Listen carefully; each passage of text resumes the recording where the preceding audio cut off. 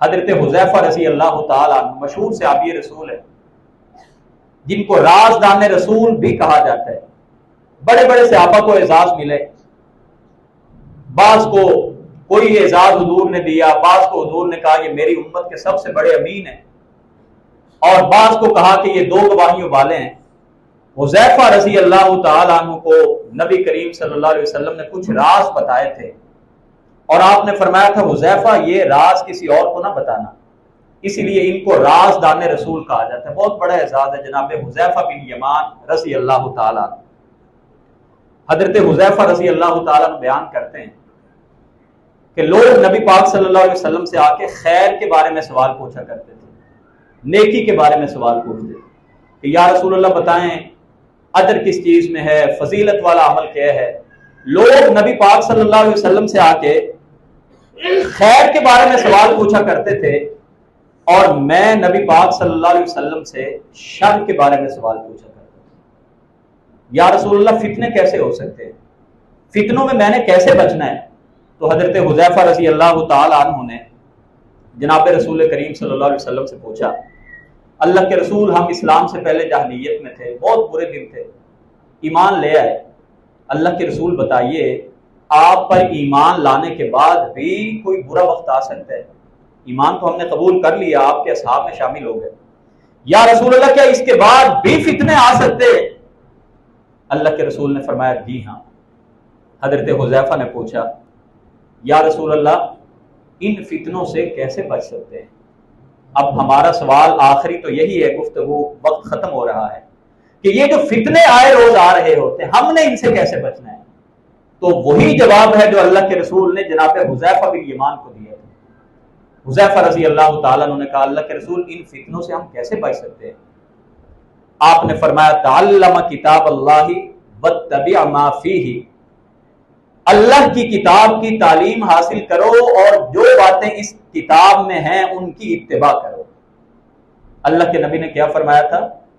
قرآن کو سیکھو اور جو تعلیمات قرآن میں دی گئی ہیں ان پر عمل پیرا ہو جاؤ۔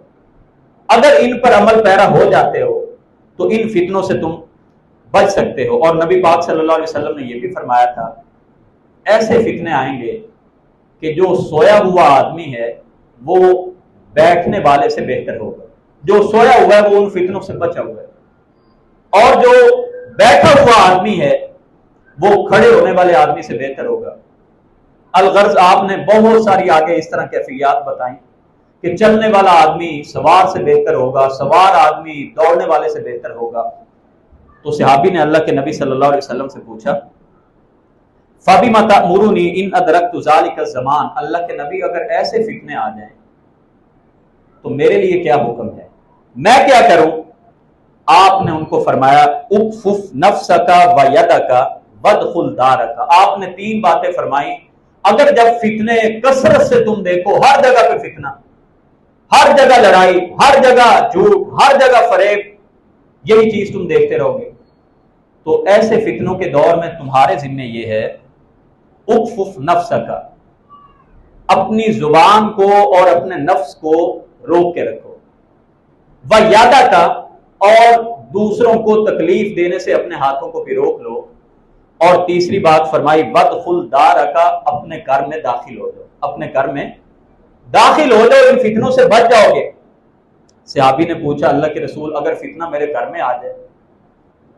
اللہ اکبر۔ تو اللہ کے نبی صلی اللہ علیہ وسلم نے فرمایا کمرے میں گھس جانا۔ یا رسول اللہ کمرے میں آ جائے؟ کہا وہ جو خاص تمہاری جگہ ہے نا جہاں پہ نماز پڑھتے ہو ادھر بیٹھ جانا۔ اور اللہ کے نبی نے اپنے ہاتھ سے اپنی کلائی کو یوں پکڑ کے فرمایا ادھر ہی بیٹھے رہنا اور کہنا میرا رب تو بس اللہ ہے، چاہے تمہیں مار دیا جائے۔ یہ ہمیں نبی کریم صلی اللہ علیہ وسلم نے تعلیمات دی ہیں کہ جب اتنے فتنے ہو جائیں پھر لوگوں سے بحث مباحثہ کرنے سے اجتناب کریں، اپنا ایمان ضائع نہ کریں۔